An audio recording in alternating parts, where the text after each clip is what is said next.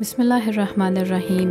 तमाम तर हम्द की महवर है वो ज़ात, तमाम तर सजूद की महवर है वो ज़ात, जो छुप जाए तो दुनिया उसे अल्लाह कहे और जब जब ज़ाहिर हो दुनिया उसे आलियुल अज़ीम कहे। वीडियो की स्टार्टिंग में आपने देखा कि एक छोटी सी चिट दिखाई गई और उस चिट पे लिखा हुआ था नहार।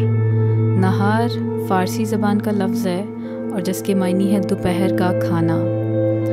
तो मैं बेहद शुक्रगुज़ार हूँ, बल्कि हम तीनों बेहद शुक्रगुज़ार हैं मालिकन के, बीबी मासूमा कुम के बेहद शुक्रगुज़ार हैं हम लोग कि उन्होंने हमें इस काबिल समझा कि हम उनके मेहमान सरा में उनका दिया हुआ रिज़्क तनावल कर सकें। तो ये मेहमान सरा की जो है वीडियो है, आप देख सकते हैं। इंतहाई खूबसूरत, बेहद दिलकश और हसीन मेहमान सरा मालिकन के दर का, बेहद खूबसूरत।